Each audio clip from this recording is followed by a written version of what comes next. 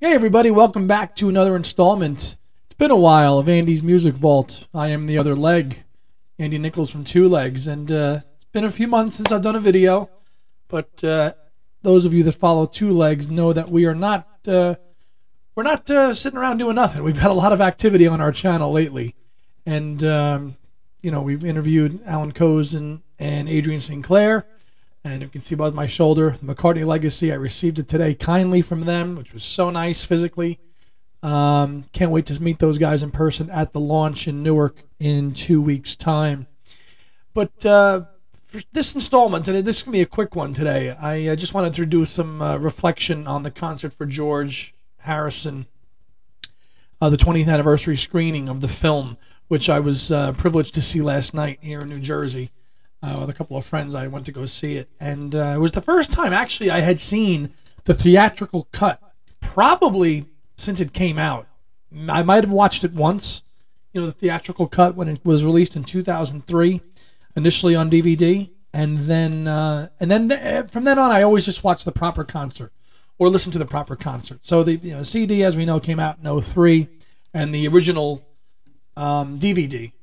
Partly inspired to record this today due to Mazzy. Those of you know Norman Masloff of Hoffman and music fame. Really nice guy. We had him on Two Legs once, and he had a really cool story about going to the concert for George and attending it. So check that video out on his channel. And it was really, I thoroughly enjoyed watching that and listening to his story about how he got the tickets and spent a week in London and actually was there at the Royal Albert Hall. But just reflecting on the concert itself, 20 years on, it still remains one of the most moving, emotional concerts I've ever seen. And I've been to I've been to hundreds of concerts. Those of you know that my taste, that what I'm into. And the concert for George ranks all time as probably one of the best ever. And you know that I'm a McCartney fan. And maybe it's because I'm getting older, but I find myself kind of channeling a little more George's philosophy these days as I get older. The last words he spoke were "love one another." That's pretty special. And again, maybe sentimental because I'm getting older, but to watch the film again and really appreciate it as an older fan now, I enjoyed it. I mean, even like the Indian music, which I'm not the biggest fan of. But watching Ravi Shankar and his daughter perform Arpan at the beginning of the concert with Eric Clapton playing along with it, incredible. Now I realize the theatrical version is all out of sequence of the normal sequence of the concert, which were those of you that know the concert in and out. It was a little bit, I'm like, oh, wait a minute. They're doing, Ringo's coming out and then early and then but that's how they shot it that way. And the behind the scenes footage was really nice too, to see Eric and Danny Harrison and others, Tom Petty and Jeff Lynne and Joe Brown, talk about rehearsing for the concert and getting together for it. And that was really enjoyable to see that, because you don't watch these things every single day. I listened to the concert for George quite a bit, a few times a year, usually around the anniversary of his passing and other whenever I happen to be in a George mode. So, but to actually watch it and straight through was really awesome, and to see the other aspects of George's life coming in together under one night. Everybody has different things that they kind of are drawn into. The concert for George shows George's spiritual side with the Indian music and Ravi and all the talent, the wonderful Indian musicians. And there was loads of them up there at the Royal Albert Hall. When you watch the upper deck, tons of them. And then, of course, the Monty Python stuff, the Lumberjack song and Sit on My Face. And Tom Hanks, even getting a part of it. So it really, and then of course the music, it really encapsulates everything who George was. Now, were there a few people missing from the concert? Notably one, Bob Dylan. Yeah, Bob Dylan probably should have been there, and I know he was on tour. But of all the people that were at that concert assembled, he was the one that needed to be there. But Gary Brooker, who I have become more of a fan in the last couple of years with his work with Procol Harum, but just to see him up there, he was part of like the house band. You had Tom Petty and the Heartbreakers in their band, but the main house band, Ray Cooper, Clapton and Albert Lee and Andy Fairweather Lowe, loads of other guys as part of the house band, Gary Brooker. doing Old Brown Shoe, and Eric really just kind of the musical director of the whole evening. And you can really tell that. And you can watch, when you watch Paul's segment come out, it's a George crowd. It's a George night. So Paul probably felt a little like, well, this is not my safe zone. But he, in true professionalism fashion, came out and, wowed the crowd. And we were even in the theater last night, we were clapping, even though it was a film. It was because it was that good. And if you're a casual fan, I can't imagine anybody watching this hasn't seen it, but there might be one or two. And if you haven't, watch the concert for George, either the theatrical version or just the concert itself, to see a man so loved and celebrated. Billy Preston, and also I thought about it last night when I was in the theater, how sad it was now to think about the people that are in that concert that are no longer with us, like Billy Preston and Ravi Shankar and Gary Brooker. I might be leaving one or two other people out. I apologize if I have. It's 20 years ago. I remember it like yesterday. I remember when the day that George died, and then a year later this concert was put together, and the home release was in 2003. And I remember reading about it on the internet at the time, and I remember I did pick up an early bootleg a few months after, had to, because it was what you read about. But George's camp, did it right and got it released after the fact. Wonderfully produced. And then a couple of years ago, I think it was 2018, we finally got the 4 LP box, 7 sides, with the 8th side being etching. So I've got a couple of photographs I'll show you now, but lavishly put together. Concord Music, 2018 it came out, and it's still pretty affordable now on 4 vinyl discs, and listen to it today actually again. So I just thinking about just the time 20 years ago, how fast time has flown. It's remarkable. I remember watching VH1. Remember when they actually showed music videos on VH1? And when George passed away, they actually got all of his old promotional films out and started playing them. And I immediately got my VHS tape out. I'm dating myself here, folks. Got my VHS tape out. I mean, 20 years ago, I was 21. And just recorded it. And I remember those were really the first time I really remember seeing a lot of promo films for like This Is Love. But the one that really sticks to me, still is the one for Crackerbox Palace.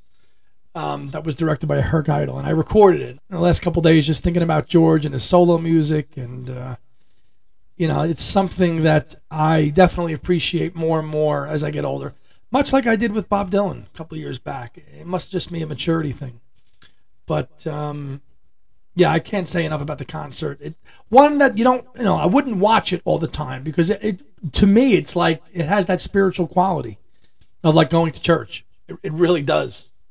That's when you watch the whole concert and the love that everybody has for George. It's evident. Go watch during For You Blue. Now they rehearse, but when they're performing For You Blue, and it goes, this is 12 Bar Blues, you watch Paul and Ringo go back to each other. And they're like right on point. It's as close. I mean, you've got Eric Clapton, who performed on While My Guitar Gently Weeps, playing it. Paul on the piano, playing it. Billy Preston on organ, on the Hammond organ, throughout the whole thing. I mean, this is as close to a Beatle event as there ever could have been in the early 2000s with all the principal players who were alive at the time to be there, obviously, and it just from start to finish. Horse to Water was a track that I always thought was kind of a little bit out of place. It's not on the proper CD release. They omitted it from that, but on the vinyl, it got thrown on there properly sequenced. So, Jules Holland did that song. I forget the lady who sang it with him, but that's a good song, and it's the last song George wrote. I know that for a lot of people, especially in this country, in America, it was their first real true exposure to Joe Brown. And I'm going to be honest, mine too, 20 years ago when I discovered it. I'd read about Joe Brown, but I didn't know him. And here's this guy with this kind of blonde hair all over the place, spiky hair, like looking out of place. But here's the ukulele, and he does his band does a great version of Here Comes the Sun, and a really lesser known George song called That's the Way It Goes from Gon Troppo from 1982. And I know that that brought that song to the forefront for a lot of people who didn't know that song because they probably didn't really know the Gon Troppo album. I have friends of mine that were like, wow, that's a really good song. They learned it from the Concert for George. And then, of course, he closes the concert like in tear-jerking fashion with I'll See You in My Dreams and the confetti falling and everybody hugging right after the concert and wah-wah, and it's like everybody's going home. And you think you're going to end it with Paul. No, you bring Joe Brown out with the ukulele, and he sings I'll See You in My Dreams. End of concert. Phenomenal. I get goosebumps thinking about it now. So, yeah, just an incredible experience. Mazzy, I'm so jealous of you that you got to experience that in person way back when, but good on you for doing that. And just a couple of technical points. I know it's going to get a re-release.